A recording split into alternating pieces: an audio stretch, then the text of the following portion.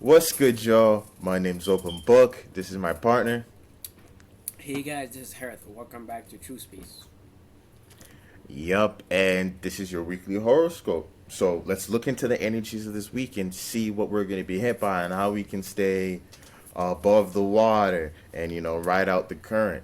So looking at Monday, March 6th, we have the Sun in Pisces making a sextile to Uranus and Taurus.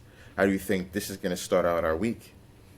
So right now, the sun, what we're paying attention to, what we're trying to take action to, what we're trying to express in form of creativity is right now dealing with our dreams and illusion. This is what we're paying attention to. That's what we're trying to manifest and bring light into that area of life, which is kind of Mm-hmm. hard since it's Pisces season. And it's during the winter hemisphere, so it's very hard for us to see the sun, our individuality through all that fogginess of those different mutable indecisive emotion. We may not be able to separate our own self-expression from everybody else, so this is very collective energy on a level that it makes you realize Pisces are not just flunked out. They actually kind of get flunked out because they channel their collective. So they kind of It's the environment. yeah, basically, and they get lost in that, which is bad since it's not allowing you to solidify yourself in one spot in the subconscious mind, which creates longevity and makes you like a great person, as opposed to getting lost with the collective. So having the Sun sextile Uranus in Taurus, so it's allowing us to see the opportunity on taking like what we're paying attention to, what we're becoming aware of, on how we could utilize it, with how we can become more unique, original when it comes to expressing ourselves in the physical world. How can we gain more safety and security? But with our dreams and illusion, it opened the path for us to harness more new ways to figure out a way to mutate all this fixated energy of Taurus, which is getting shaken by Uranus because it's debilitated here, really forcing Taurus to become unfixed so it can rearrange itself so you can figure out a better ways to securitize yourself. But that way for you to do that is what you're paying attention to in terms of dreams and illusion. So the more you pay attention to realistic dreams and illusions, even though it might sound unrealistic to say that, you have to do that. Actually, it makes sense too. For sure, for sure. And I think that there's a nurturing aspect to Taurus too. Like it may often get overshadowed by the materialist energy that we see coming from Taurus, Mm-hmm. but it comes from a genuine place where they understand that that stability is needed, and then that's the foundation of everything. So that's why there's such a focus on it. But you realize that with that focus or with that knowledge, it kind of does give you a foundation to understand, your own self worth and what's worth it. So there's very nurturing qualities to Taurus that it has in this materialism, which can be very helpful for Pisces, where as opposed to Virgo, Virgo might be like, this doesn't make any sense. This doesn't make any sense. How are you going to do this? How are you going to do this? And Pisces is going to be, I don't know. He's going to get all flucked up. Taurus is going to be like, well, you need a tractor. How are you going to do this without a tractor? Hold up, I have a rusty old tractor over there. Maybe you could go and maybe help you, give you the lift off, or at least set you on the track. Okay, I to accomplish my dream, I'm gonna need a tractor. I'm gonna need this tool, or I'm gonna need this resource. Where they're more of a grounding aspect in that. And Tauruses that are stable, they love to give. People don't understand that that's how Taurus expresses itself. A Taurus is not going to apologize. They're going to give you food or something like that. And, they're going to clean the bathroom finally, you know what I mean? Or you know what I mean? Some type of gesture somehow. It's going to be buying you food. And 9 times out of 10, it's going to be buying you food. But that's how they express their love. Mm-hmm. I get what you're saying. It's actually interesting because the way they decide to express themselves is actually what makes sense in the realm of reality we are on the Earth. Because Taurus rules the Earth, so a lot of times people don't appreciate what Taurus and what they do, giving you food, stabilizing in different way that you think it's not important. Because like think about our attitude, the attitude about Earth. No one gives fuck about the Earth. We wouldn't even believe the Yeah, Earth is a star. that's facts. Yo, that's facts. Yo, they don't even look at they're all in some heliocentric. They forgot about Earth. It's about the sun now. But yeah, for sure. So even Uranus adding this new innovative way of getting stability. Uh, Pisces has such an opportunity to find stability in that where Earth is in a shape and form where it's a little bit more malleable now because Uranus is in there. It's a little bit more changeable. So this is way more approachable, and Pisces is prone to chaos, like what you were talking before. So it's like it's way more stability is where Pisces gets the confusion from. So this little shakeup in the stability can really help us find the right belief system. Long story short, but yeah, the moon and being in Virgo opposing Mercury in Pisces. How do you think this is going to add to the energy on Monday?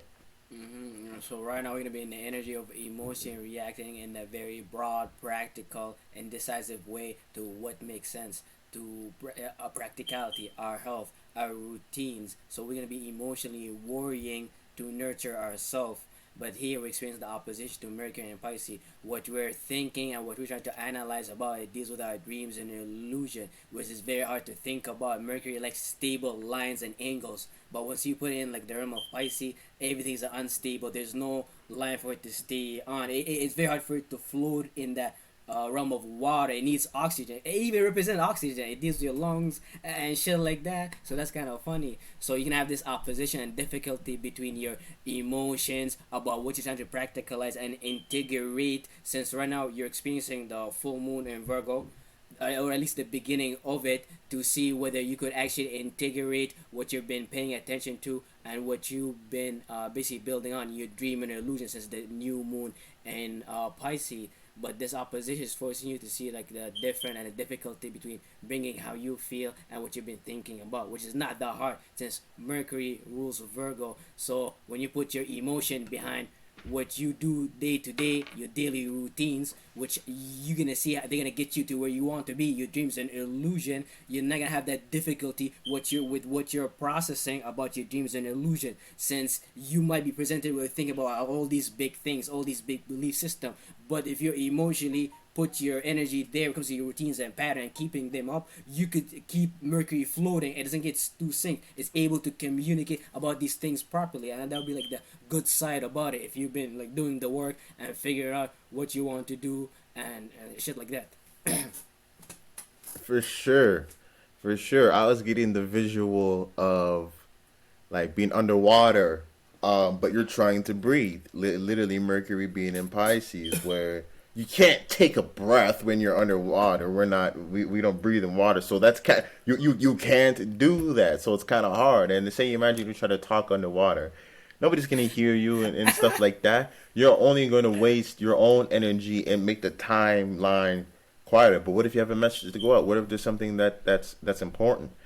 Like what you're saying, like with that balanced energy, with the blend of Virgo, where the making sense out of situations and stuff like that. In that situation, you might force where you have to be mutable. It's teaching us to work with our situations and to be mutable and adaptable to make things make sense. If you get what I mean, where you try and force it to speak while you're underwater. What if, just in pure symbolism, instead of wasting time, you started swimming and like, I don't know, you did like some S motion, SOS with your body, and they're like, oh, he needs danger. Or just to do some type of sign, you start swimming in the water and you're doing something, you're communicating with symbolically, some hand signals or something like that, or however, and then now you found a way to communicate the same message. But if you're so strung out on, saying it that certain way and it being that certain way, you're drowning yourself even more deeper into the hole, if you get what I mean. Be adaptable in that way that you find that level of communication and be open to what is being offered around you and the lessons of that you learn from trying to communicate these things. Don't run away from that change and that lesson. big lessons on how to communicate your deeper emotions in a way that makes sense and allows you to connect with a lot of people with that energy on Monday. A lot of people, a lot of time, people like don't realize the only way to anchor Pisces energy is the opposite of Virgo. Because if a Pisces like that fluidity that happens through life, if you ever use editing programs to edit like a movie or something like that, or a video clip, like that's basically Virgo. You're trying to edit the capture the moment and basically put it in seconds to seconds, but that's the only way for you to catch every message or the possibility of what you did in that moment. For sure. And with that balance Virgo, with the balance editing to rearrange and everything, you get the whole experience. And then now you're crying at the part you're supposed to cry, and you're laughing at the part you're supposed to be laughing and shit like that. And an experience is really generated, and now you're connected. That's how the movie penetrates your subconscious, like that Star Wars shit. And now you remember it for the rest of your motherfucking life. For the rest of your life. But yeah, powerful energy on Monday. The beginnings of the new moon.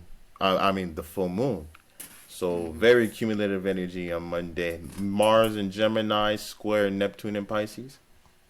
So now, what we are passionate, aggressive, what we're desiring is obviously communication and being broad about our communication, analyzation, and having this regular conversation to develop our ability just to articulate words, really, which help us to transport ourselves through reality. The more you are better using words, the more likely you're going to be successful. That's the fact. And this Gemini ruling the third house, dealing with early education. You cannot tell me that a person who had an early education ever regret that shit.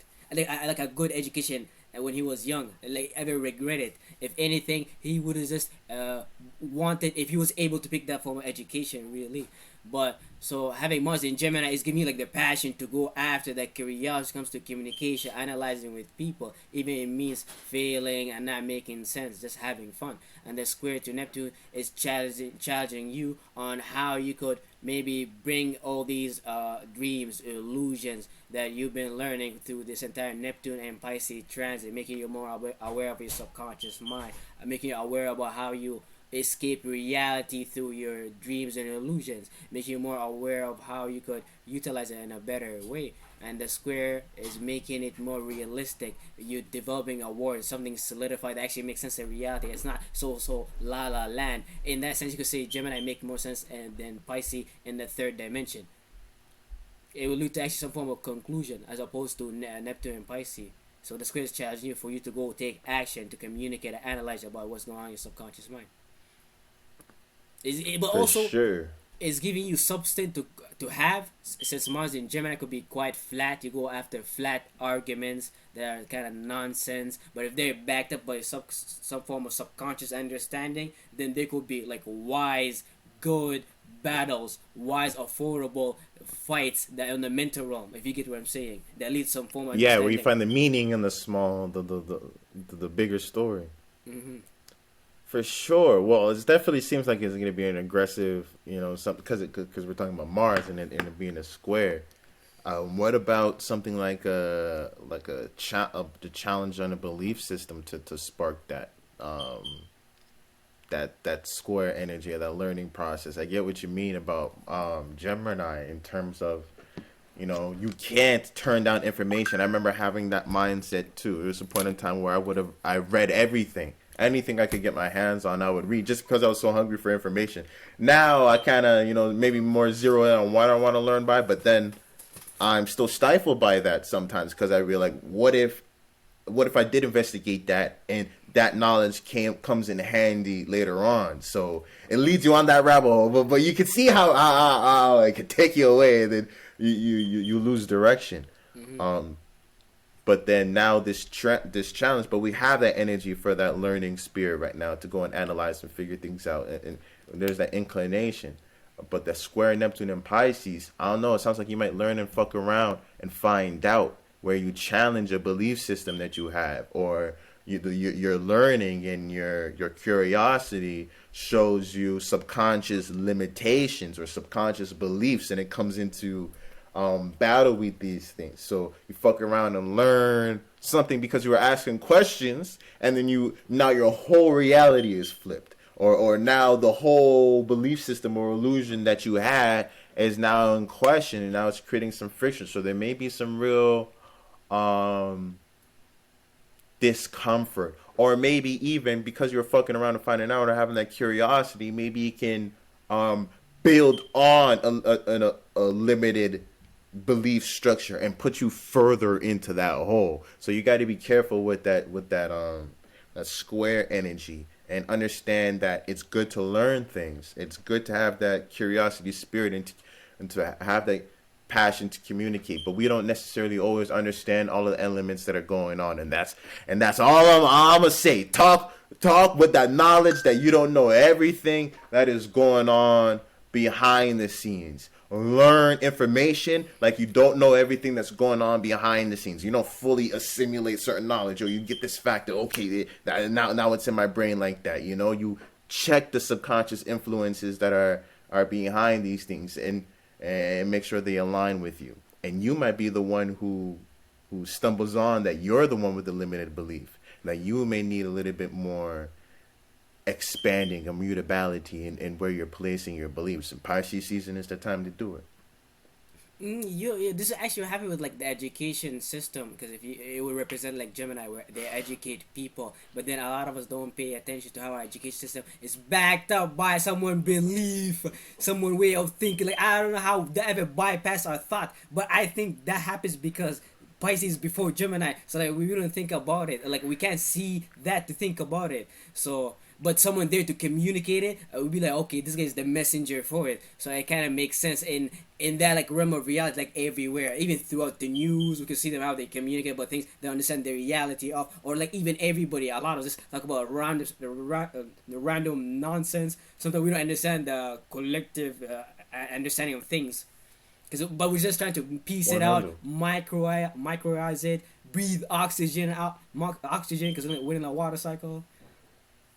That's how I felt like when I started finding out about Black history and shit like that. I was just like, yo, they literally told us in school we was swinging on trees. I remember some white lady coming to the motherfucking school in the motherfucking gymnasium or assembly room and shit like that, and pulling the motherfucking screen down, showing me pictures of niggas in the jungle, then diagrams of the boats, talking about slavery, and then all of a sudden we started making batteries and peanut butter and shit, and that was our story, and that was it, and that was the story. I'm like, yo, and then when you go and find the truth of things, it's like, yo, what the hell were they talking about that we were swinging on trees until these niggas came and picked us up on boats?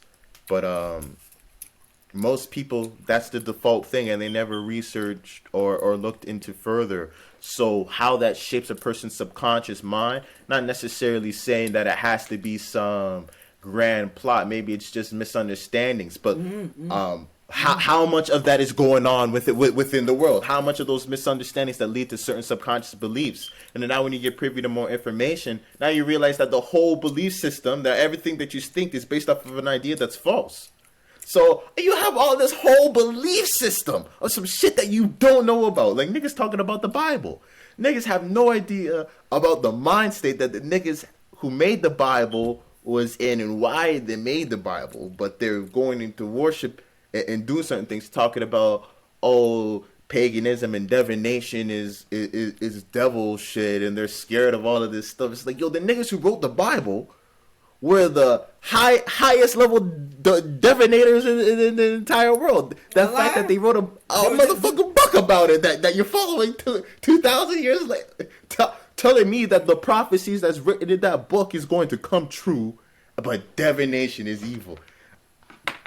I don't understand. That's the jump between Gemini and Pisces. And like you skip Virgo, you skip Gemini. I mean Sag. You know, that's just the whole jump. And they watch news every day where they try to predict things and shit like that. So like, it's crazy for sure. But yeah, Monday is going to be an intense day for sure. But look at Uranus is giving us some help. That the shakiness, the instability is creating opportunities for our imaginations to really get exposed or to have room to create within our lives. But then if it's all flunked out subconscious shit, it might make a nightmare. You might make a nightmare. But looking at Tuesday, we have the full moon in Virgo opposing Neptune and Pisces too. So Sun in Pisces, Neptune in Pisces. In this full moon energy, how do you think this is gonna play out?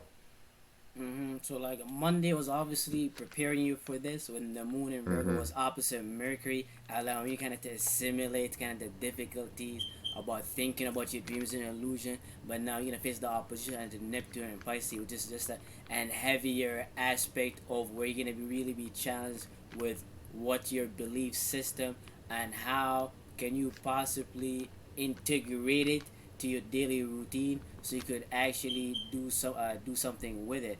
But if you cannot, then the full moon in Virgo might put you in the energy of being nervous, nerve-wracking, trying to over worry and have to find something to be practical and make sense about, since you have no dreams and illusion to direct all this micro practicality, since you don't know the macro direction you're headed to. So like the opposition force you to become aware of the need for you to become aware of how to deal with these things so you could actually get to where you need to be. So you don't just sit there, you don't just join a company and just focus on your work, but you eventually join a company so you can eventually go to create your own company.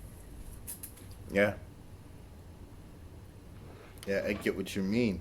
That full all around balance. This is literally the last full moon of this solar cycle that we've been having. So it's really the accumulation of a year long worth of energy where a deep level integration is supposed to take place, where based off of your belief systems, how does your day to day look? If you have been adjusting your and grounding your imaginations up to this point through all of the experiences that we have had to have a healthier subconscious mind based off of what you've been paying attention to, and if we've been integrating that into our daily habits and what we do for ourselves, when the integration with Pisces comes in, this is going to go and show how much work that we've put in. When we start doing things on a day to day, this is like, say you're trying to be someone or be known as someone. Maybe you're trying to be a nice guy or whatever you might want to be known for. You do it on a day-to-day basis, and people are going to start looking at you like you're that guy. They know that you do that. Oh, that's the gardener guy. He's always watering his plants because you set it up a day to day. Like, oh, I gotta run home to go and do my plants. Oh, I gotta go, and they always hearing you doing your plants. And then when the opportunity comes for the plant shop open up, for them to have a local supplier or distributor or whatever, they hit homeboy up because they knew that he did that because it was part of his day, and his whole dream was to be part of that supplier to whatever.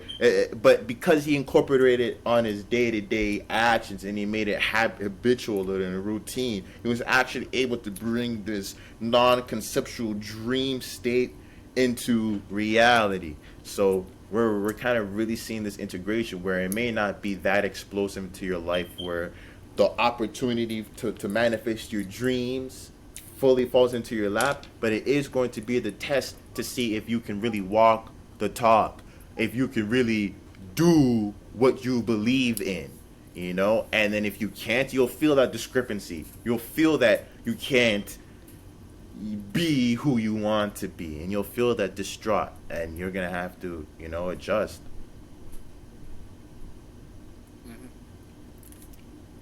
Neptune there too, so it's very sensitive energy. Where you will know whether you're on the right track or not with this full moon. That's for sure.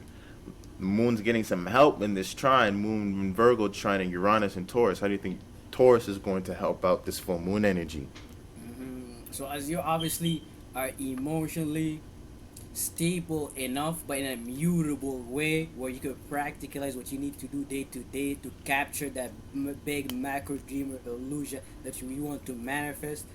You're getting more stabilization with Uranus in Taurus. With this stabilization, Uranus giving you a lot of energy to be unique and original and fight for the form of security that you want, which Virgo's gonna appreciate. A Virgo, the manager, always appreciate like a good worker who always show up in time. He's gonna be the person who gives them the hours, the bonuses, the extra jobs, because he's willing to work hard and always show up to work. So if you've been doing what you need to do and you have in the moon in Virgo, you harvest it or integrate it or figure out what you need to do, then with the trine you could find more things to do, since Virgo provide a bigger scopes for Uranus in Taurus, for you not to get fixed lost in that material realm, but see all the different opportunity that's happening. That could be, like I said earlier, the manager in Virgo with Taurus, they have a good relationship, so the Virgo manager could tell the Taurus his employee, recommend it, give him like investing advice so he could make more money in the stock market or some random shit like that, so that trying to allow them to create opportunities for each other. But you gotta be careful with all trying to, because it creates too much energy, especially with Virgo. Virgo gets nervous from, especially from with Uranus too, emotionally speaking, dealing with a generational planet, which is a big subject on how it's gonna get filtered through our Earth realm with technology. How can I put myself in a space I can handle this AI, Chat GPT, all these new things that's happening. But if you're actually doing the work, you could handle that energy. That energy is not gonna electrify you and give you like a digestive issue. Yeah, 100%. 100%. When you're vibrating high, low frequencies literally get canceled out. They disintegrate. Or that's how the physics literally works. But for sure, I can see how this earth energy, or that trine, could maybe inspire you or give you the idea that you can solidify things faster than you actually can. And then it feeds more into the delusional side of Pisces, or you take too big of a leap for something that you're not necessarily ready for because you're focusing on the ideal, and maybe there's a little bit of stability there or some stable help, and you take a mile. You know what I mean? So don't necessarily take a mile unless it's on your own back, and unless you're willing to carry that weight, not just to chase the idealism. Make sure that you'll be able to do it on yourself in a way that you can be proud of, and not get lost in wanting things to happen right then, right now. Be the person that can walk in those shoes instead of focusing on the shoes, if you get what I mean. Like Uranus in Taurus, like put me in the energy of wanting to quit my job to do something else. But I gotta realize that I gotta wait for the Uranus and Taurus transition to go all the way through, just to let all that energy to go out till it gets to Gemini before I jump positions. Since I could jump positions too early, and then I might lose my position that allows me to build on Uranus and Taurus while it's still there. Exactly, maybe Uranus and Taurus makes you feel a certain way, but you didn't know that, Neptune was gonna come or another planet was gonna come and provide that support that made it easier, but you jumped ahead earlier and shit like that. Yeah, 100%. So yeah, that's how Tuesday's looking. Looking at Wednesday, we have the moon in Libra, in conjuncting Saturn, entering to Pisces now. How do you think this alignment's gonna hit us? Wow. So now we're gonna move into the emotional energy of initiating balance, harmony, communication, what makes sense on a liberal sense, which allow us obviously with the in conjunction to Saturn and Pisces to begin the process on how we could. Saturn and Pisces is us coming up or finding the realities or the boundaries of our subconscious mind and our dreams and illusion, but in conjunction with the moon in Libra, which is allowing us to find the right relationship, the right communication that could get us into what we're trying to find the reality uh, in our dreams and illusion about. But it's very hard here, since the moon in Libra could start inconsistent conversations that it can't keep up, and Saturn and Pisces demands for you to be strict, demands to be harsh about your dreams and illusion. And a lot of time we initiate relationships that does not allow us to connect to where we want to be, and sometimes it's very hard for us to maintain the energy when it comes to these relationships unless they have to do something with our dreams and illusion. And the in conjunction is making you become aware of how you initiate these relationships that deals with the realities and the boundaries that you're trying to reach when it comes to your subconscious mind. Neptune and Pisces allow us to really develop the awareness of our subconscious mind, develop like a spiritual abilities and all the la la land shit people want to speak about. Saturn and Pisces is bringing the reality and the boundaries on what makes sense and what does not make sense with these things. So in the moon in Libra, you better make sense about your relationships and how they're gonna, whether they're gonna affect your long time subconscious influence. Exactly. Especially with the moon in Libra, where there's a genuine kindness, inkling to be kind, an inkling to open up your hand, to join the partnership, to be nice, to create the new relationship, to make the connection. But these things can end up doing long term damage in subconsciously, or you know, or you're trying to be nice to someone, but you didn't know that you didn't read the fine print on the esoteric contract, basically. So, um, for sure, just like what Harris was saying, it's kind of like a reminder of uh, especially the pressure that comes with Saturn on your belief systems, and your imagination and your spiritual awareness, just in general. With the Moon in Libra, it's kind of like a reminder. It's like, nigga, don't just go being nice and signing all these esoteric contracts and Mm-hmm. just being non or conformative, or just doing things because it's easier, just doing things in order to make people happy or to run away from conflict. This is going to affect you later, so it might put you in that weird position where you want to be nice, but you're kind of forced to be a little bit more strict. You're kind of forced to be a little bit more solid to your belief systems, to your illusions. And man, if we aren't stable in our illusions, Saturn and Pisces is gonna, Jesus Christ. If you're falling Yeah. for the mirages right now, if niggas is still watching the news thinking this shit is real, like this shit's not scripted by now, Mm-hmm. I don't even know about y'all niggas. There's no saving y'all niggas. Y'all niggas gonna die, bruh. I don't know how. They already got y'all to go and take whatever the fuck. Now. So it's like, who knows what Saturn and Pisces is going to bring when the subconscious influences really start to solidify, when it starts to be structural, and we have to start being solid in our belief system. There's no wishy-washy, oh, I'm this, or I'm that. It's like, no, no backsies. No backsies. Mm-hmm. Wednesday, definitely an intense day following this full moon energy, where your relationships really get tested. Mm-hmm. So that's how Wednesday's looking. Looking at Thursday, we have the moon in Libra opposing Jupiter and Chiron and Aries, all and Venus in Aries. How do you think this is going to be hitting us?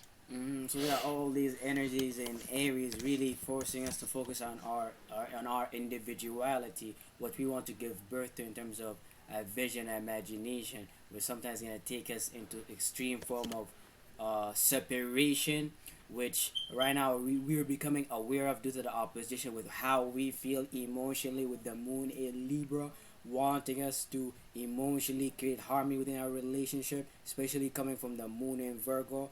After we integrate and develop routine and patterns, we want to go communicate them and connect with relationships. But now the opposition is forcing you to focus on not allow yourself to get separated so much with what you're trying to expand, extract out your wisdom in Jupiter, where you're wounded in Carrion, where what you're trying to love, appreciate, and relate in, and all that go on with your vision and imagination, your Mm-hmm. individuality. So you gotta deal with these emotions that might separate you from what you need to do. But the moon in Libra creates the opportunities for you to do more of these things, of what you want to do, by creating a conversation with the right people, even though it's difficult. Yeah, to put you in that situation where you have to find an equilibrium, where you have to find a balance. You know, a lot of times people go too far, and because of the lack of conversation, you keep on going too far. You know, but this inkling for that may show you maybe you're going a little bit too hard on just thinking about yourself, or maybe diving a little bit too narrow minded into a lot of things, and maybe you need to start considering how it's affecting other people depending on where you are on the spectrum, whether you're leaning more to the Aries energy, or whether you're leaning more to the Libra energy, because maybe you should take advantage of this and use this energy to be a little bit more selfish and carve more um, space for yourself that within your relationships. But it depends on where you are on the spectrum. If your relationships aren't 50-50, if you're giving 60, if it's 60-40, it's going to show you that discrepancy, and for you to dial back it to 50. And if you're doing 30 and the other person's doing 70, it's going to show you that discrepancy, and you have to bump up how much that you're thinking about or including the other person. So definitely going to be a challenge to balance your individual desires and pursuits, and find an emotional balance with your relationships life, and all of the uh, relationships that you have to maintain. Helping out others, being there for others while being there for yourself, or while trying to do the most for yourself. It's not an easy thing to do, but it's a challenge that we have to go through, that we have to learn from, and that's what makes us better people, good people. Yeah, that's what politics is really. Being selfish while not trying to be not selfish at the same time. Which is kind of funny because everybody goes there for their own fucking reason, but then they all have to be unselfish for one thing. Yeah, that's funny. I get what you mean, and maybe it does feel like that. Oh, well, maybe not. I was gonna say like Aries versus Libra, because one side is being liberal, like, no, accept everybody, everything, let's do everything, and one side's like, nah, let's be highly conservative. Let's only do this. And those guys are like, nah, let's do everything. Maybe that's Aries Libra contrasting each other. I don't know. But what about this trine Mars and Gemini is making to the moon in Libra? How do you think this has that energy? So as we're emotionally feeling liberal, we're having all this energy to integrate what we're passionate and aggressive about, dealing with what you're analyzing and communicating about. So if you're obviously putting the right action, the right passion behind the right words, what you want to analyze, as opposed to getting lost in unnecessary arguments, you gotta integrate all that passion into what you emotionally want to create a balance in harmony in. So the balance and harmony has a force behind it. So it does not have to be so inconsistent. It will actually be appropriated, so you can handle the opposition. Going on with Jupiter, Chiron, and Venus in Aries, you can handle the response, since Gemini is closer to Aries, but Gemini understand Aries much more better than Libra. So Gemini, your ability to take action on these things is going to allow your emotion to be able to handle it. 100%. 100%. Where Libra, like, say the relationship gives the energy for Gemini to go and gossip about, to go and talk about, or it's Libra and initiating certain situations that allows for the flow of information and words to start being exchanged. So definitely I can see that more information coming your way through all this. And it's funny because it's Mars in Gemini, while the moon in Libra is opposing planets that are in Aries. So it's kind of like this Mars in Gemini is kind of being like a bridge of energy for the moon, and for Jupiter, Chiron, and Venus in Aries, to maximize what's going on, keep a stable flame. going on. Thursday is definitely an interesting day, very cerebral day where your relationships will have to challenge you, but within that challenge, there will be bare information for you to look at and to be able to utilize. So yeah, looking at Friday, we have the moon cusping Libra and Scorpio, making a trine with Saturn in 0 degrees Pisces. How do you think the moon hitting, making this trine with Saturn is gonna So feel like? this is almost like a trying allowing you to kind of integrate what the people you're emotionally connecting with to create relationship with, and how these things deal with your vulnerabilities and your fixated emotions. Basically, that's how you're emotionally feeling, but the trine is allowing you to create opportunity to see how to handle and understand what you need to do comes to understanding reality and creating restrictions and boundaries come to your subconscious mind. But that's based upon the relationships and the people you know go deal with. They obviously lead to vulnerabilities, obviously for you to read certain information and knowledges, Sagittarius. But for you to ascend, but for you have to go through the moon in Scorpio. So the trans force you to go through the opportunities to be able to integrate your relationships and your vulnerabilities about these things with what you have to do and bring reality of from what Saturn was doing in Aquarius. You make a reality of your people you're associated with, but now you're trying to find the reality of the dream. Your dreams are an illusion and how they connect with your associate. 100%. When teamwork makes the dream work, we were solidifying the team. We were really supposed to solidify the team. What information are we really gonna dive in? What type of people, what type of mindset can we really work with? And solidifying that aspect, because now it's all belief system. Now it's all visualization. If you're not around like-minded people, the subconscious influences that are gonna hit you, you know.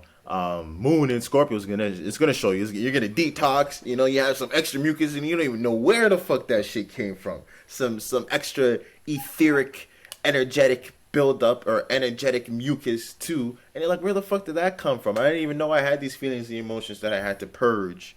Um, maybe that's the awakening. That realization. Saturn's in Pisces. I don't know. Maybe some cooches might dry up too. You never know.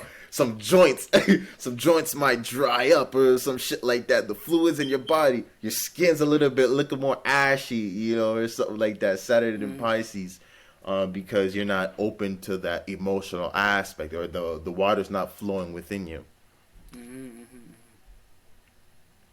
Definitely a lot of sensitive energy.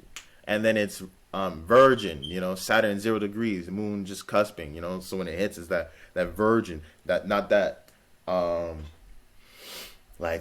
experienced emotional aspect where it's a feeling that before. It's kind of like a shock emotion where maybe it's something that you feel before, but not in that intensity or not in that way, or it's came into it in a different way. It's new. It's a zero, it's a space, so it's a new experience. There's no number to explain what it even is. Exactly. Later on, maybe you'll make more understanding of it, or make more understanding. But the moon is now opposing the North Node in Taurus. How do you think that's going to play out?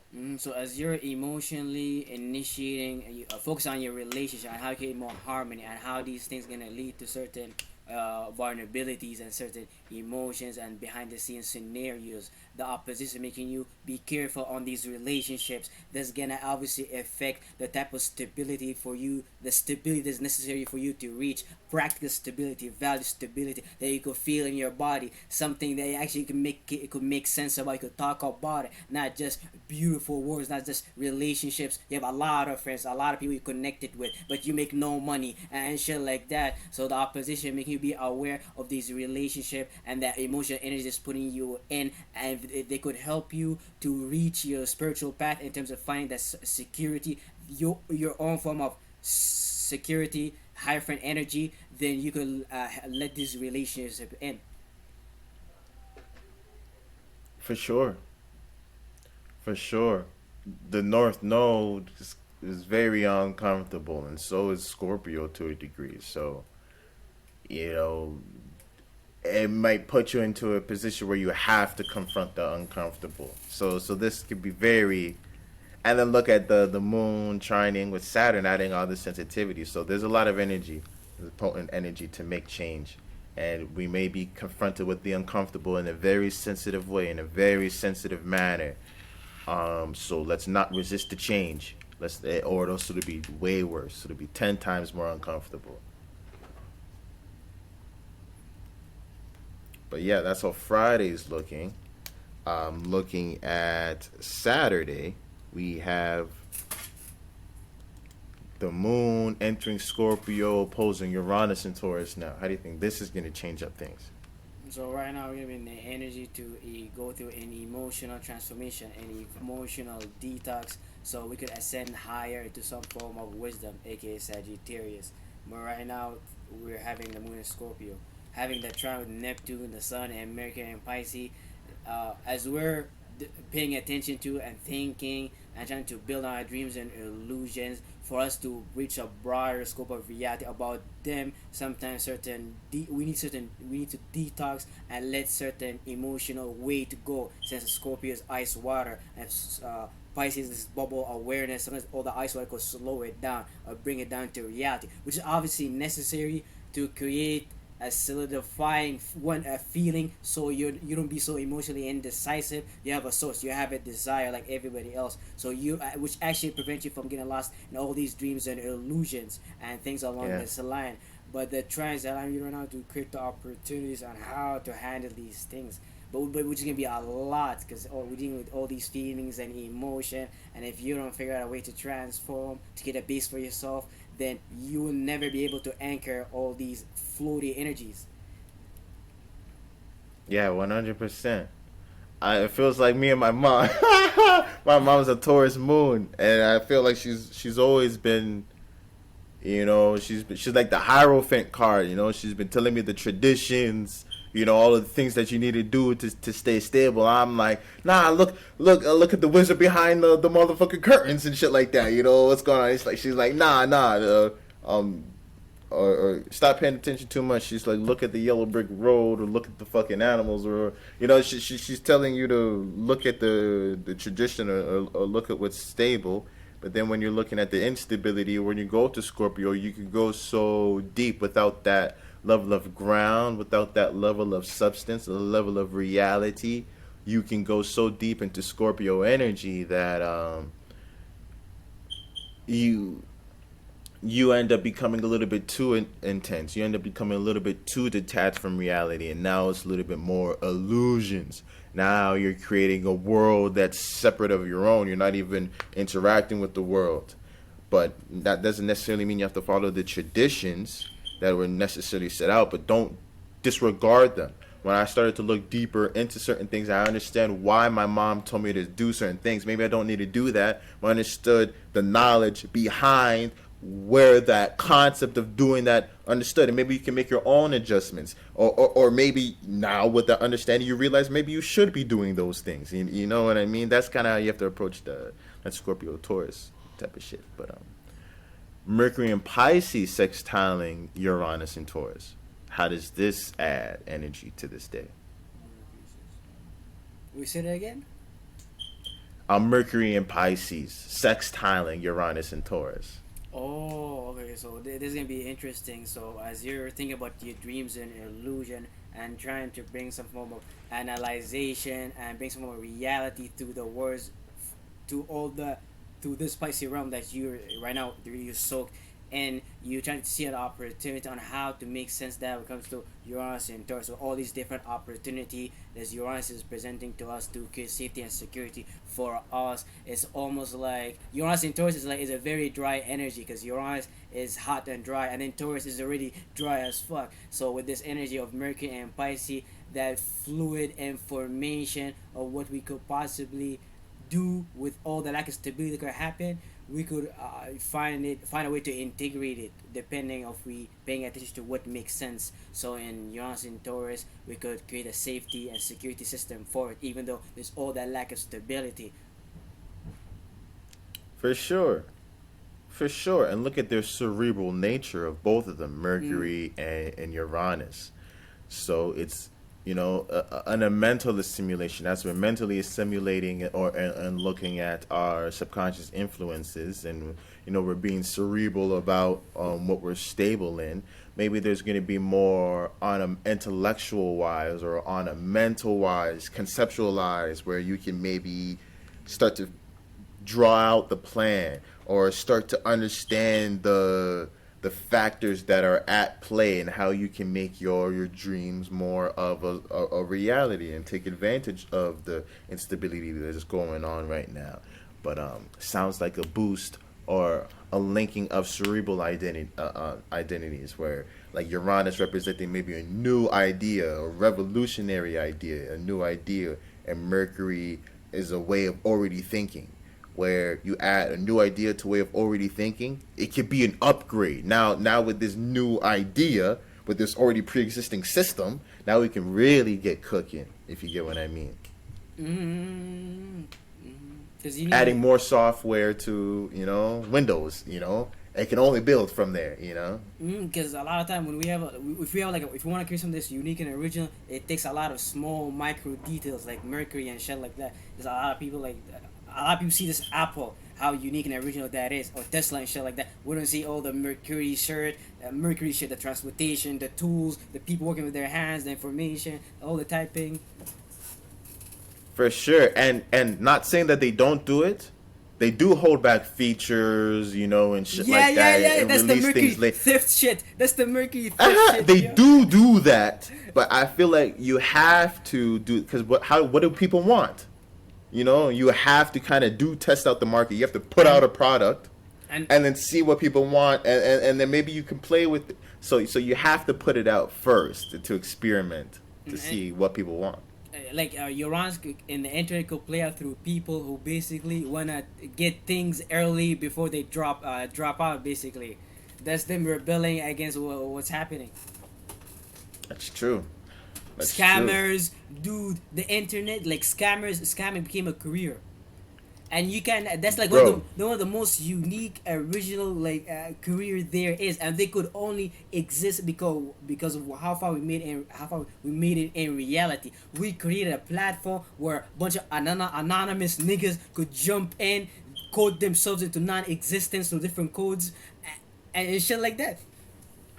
yeah, man, that's what happened with YouTube. As soon as monetization came, like there's no original video anymore.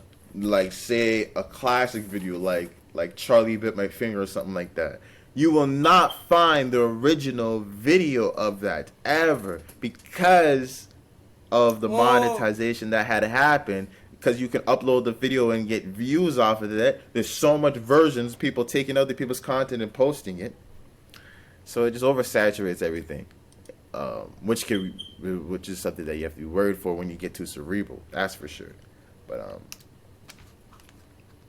yeah, Saturday's definitely looking a little bit you know, where your Uranus is very active, so there may be a lot of opportunities to, you know, see your unique opportunities for how you can obtain stability. And with all of this emotional energy, you may really get that emotional boost, that empathetic boost, that relationship, that connection that helps you spark up that uniqueness that Uranus is trying to show you. mm-hmm. And then looking at Sunday, we have the moon in late Scorpio, trining Neptune and the sun and Mercury and Pisces. How do you think this water trine is going to play out? Wow, so as you're diving deeper in your emotions and feelings, since the moon's debilitated here, you're trying to figure out a way to feel around your vulnerabilities so you could transform and create the opportunities for yourself to chase after what you're having all these broad emotions and feelings about dealing with your dreams and illusions. But you have to figure out like an emotional stance so you could like jump to a bigger emotional stance, if you get what I'm saying. But that trans sometimes Mm-hmm. present too much opportunities to do that, and if you don't have anything to emotionally transform, since you have nothing basically harvested when the moon was in Virgo, then you're gonna feel really very emotionally destabilized, and it's gonna force you to really create delusions, emotions, and feelings just to run away from reality. Scorpio energy with Pisces energy could really drive a person to like a death or some form of suicide, from some of death, but also a higher form of enlightenment, understandings, and so on and so forth. If they could get out of the water. 100%, 100%. If the water that Scorpio's holding on to, the emotions, if it's real, genuine, and pure, if it's not toxic, if it's pure, it's genuine emotion that you went through, turmoil that you went through, that you genuinely want to transform, feel like this trine with this energy is going to really open you up to broader possibilities. Maybe you connect with other people who have the same experience and you don't feel as alone in those experiences anymore, where you can have a broader perspective of your personal emotions and of your personal insecurities, because you can connect with people on a larger spectrum where you see those emotions are being shared. But if the Scorpio energy you're holding on is not pure, if it's toxic, a lot of times people claim victimhoods as if they're the worst victim that's ever happened, anything's ever happened to.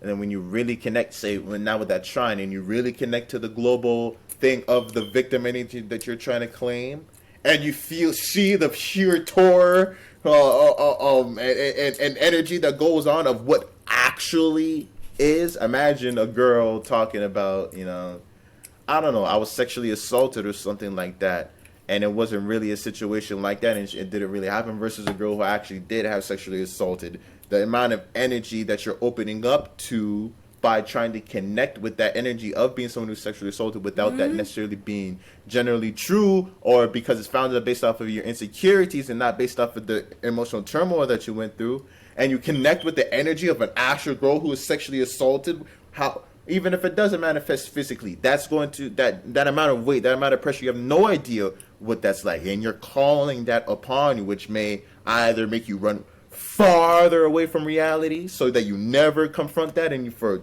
deeper to, or you really get humbled and realize that you're not what you claim to be, and you kind of feel collapsed or maybe depressed because the emotions that you're holding on to, then you don't have much water, then you realize you have to go refill that well, to refill that emotional well.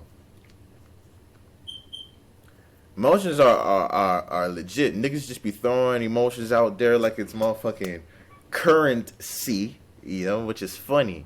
But you gotta be like very, maybe not too conservative with that shit, but you stop throwing your water all over the place.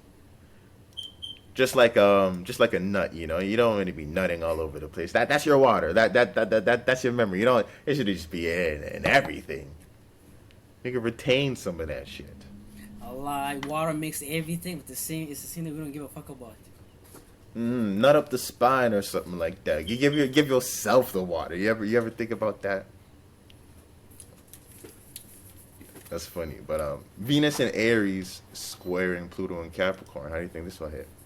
So Pluto and Capricorn being forcing us to take power and control of our business status, and how can we create a positioning for ourselves as everything's getting destroyed, demolished, which is very hard, very scary, which you can make it, could not make it, like we don't even fucking know. Like this is the first time for me to experience Pluto and Capricorn and shit like that. So the square in Venus and Aries is Pluto and Capricorn Pluto and Capricorn like grandpa.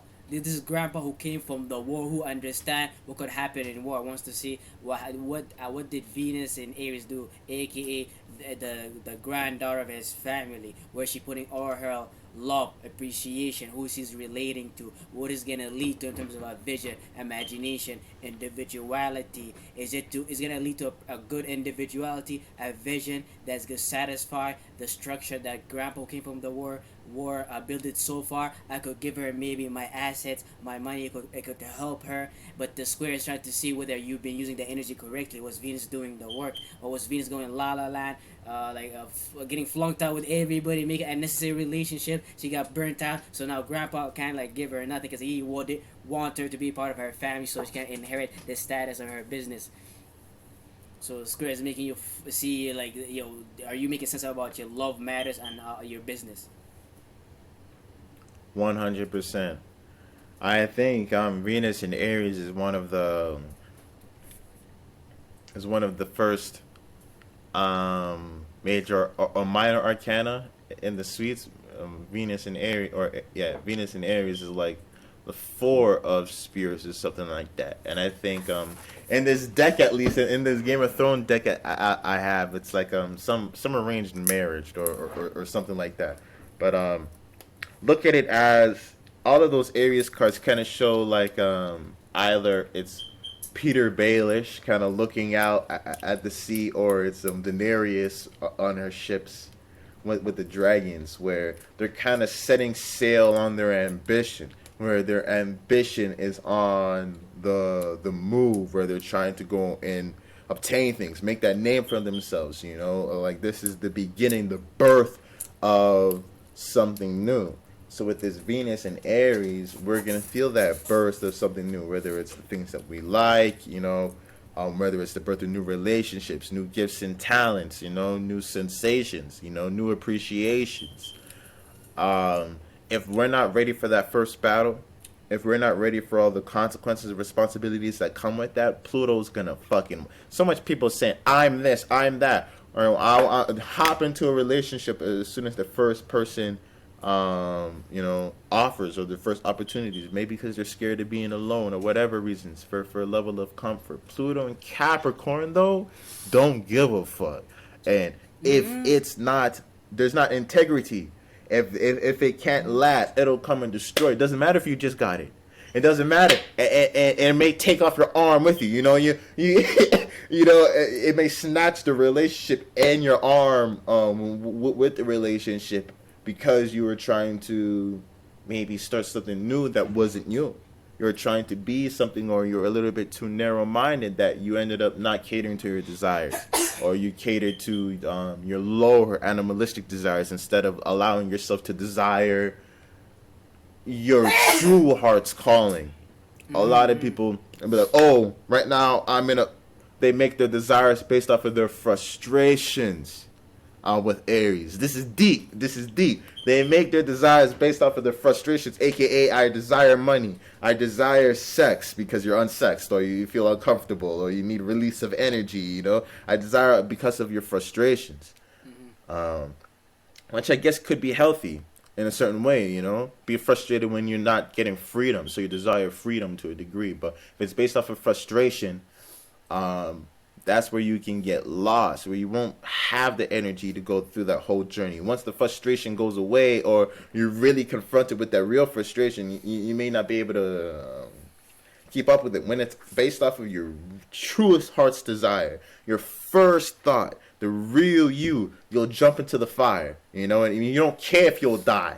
You be like, kill me. If I can't be this, kill me. Like, that's the type of energy that we're going to need to come with if you're going to claim a name, if you're going to claim this, if you're going to really have a title, have a status like that. You better be willing to die for that shit.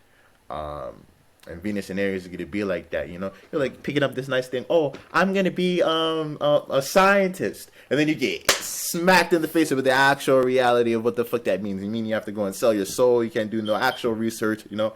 The free energy devices that you want to build. No. Go become an electrician so everybody can still go get their power and electricity from the state. Don't come up with your new ideas and innovate things. No, go work for a union or a trade and stuff like that. You know what I mean? But with your own capability, your own three dragons, you'll be able to do whatever the fuck you want. But yeah, that's how the week is looking, guys. Definitely intense week, full moon week that we have coming up.